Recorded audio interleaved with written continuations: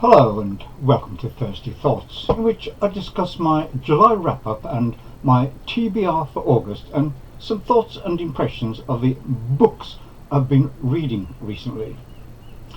In July I completed 8 books.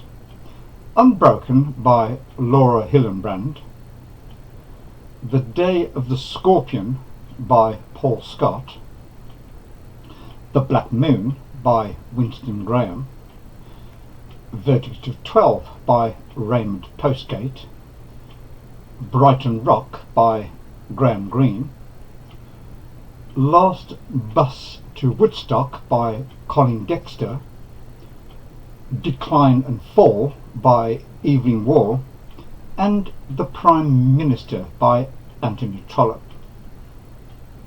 I've discussed the first 4 in previous videos, so I have 4 to discuss now.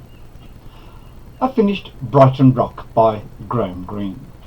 My overwhelming impression as I read this nasty story is that the characters were nasty, the story was nasty, and Greene's writing style was nasty. Altogether a thoroughly nasty, vile and unenjoyable experience. I cannot find a single positive or constructive thing to say about this vile piece of garbage. That it is lauded as a classic by an accomplished writer with a worldwide reputation is more to be pitied.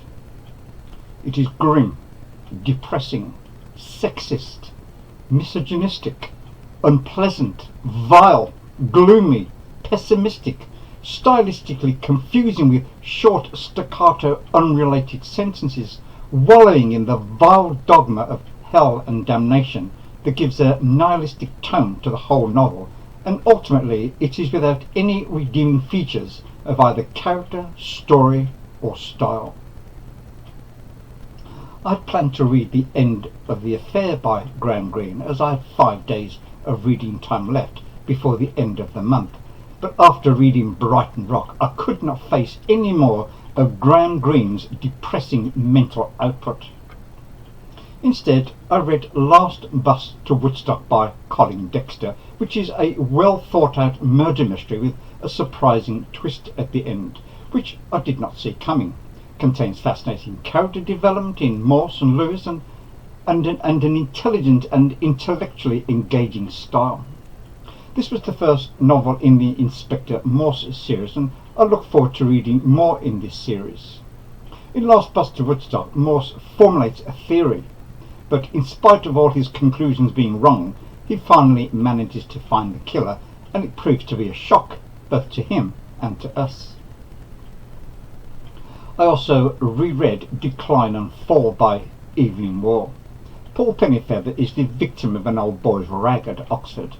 They remove his trousers, and as a result he is sent down from Oxford for indecent behaviour. He secures a position as schoolmaster at Llanaber Castle in Wales.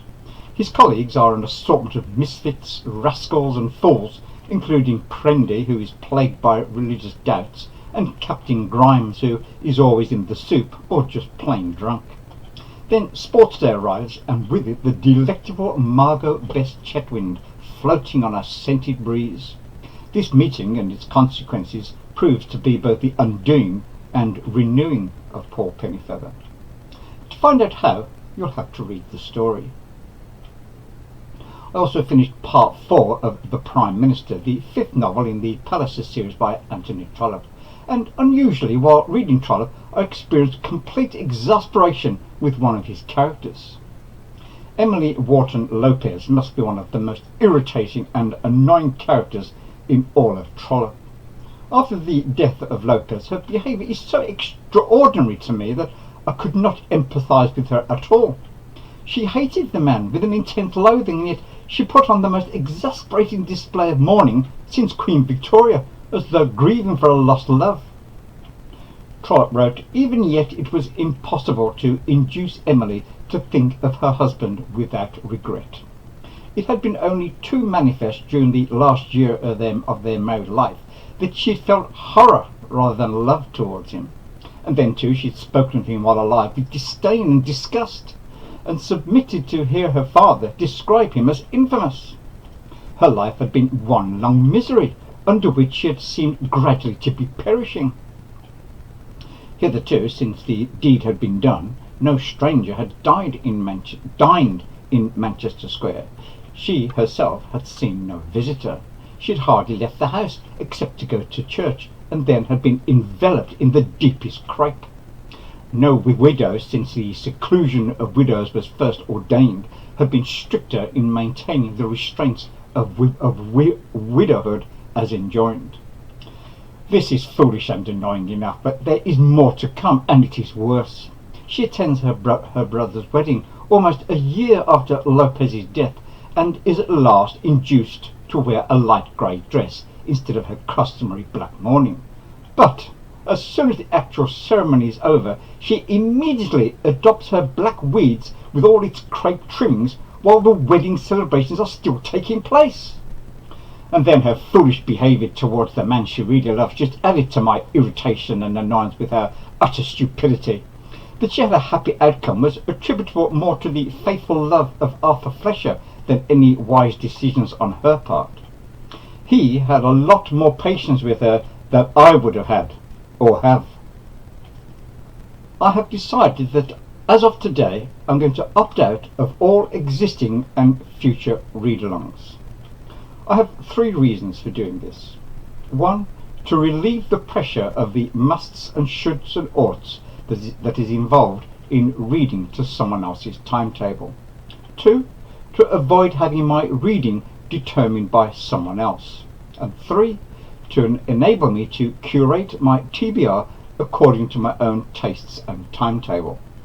So, my TBR for August will consist of just 3 books that I want to read. Swann's Way, the first volume in Search of Lost Time by Marcel Proust, which is a reread after many years. Tono-Bungay by H.G. Wells, because although I've read quite a bit of Wells, I've not read this one. And Mrs. Craddock by W. Somerset Maugham. I do not own this novel, and so plan to borrow it from my local library. I think 3 books are enough for a fixed TBR, because it may then allow for any impulse reads that pique my curiosity throughout the month. And now, here is this week's Thirsty Thought.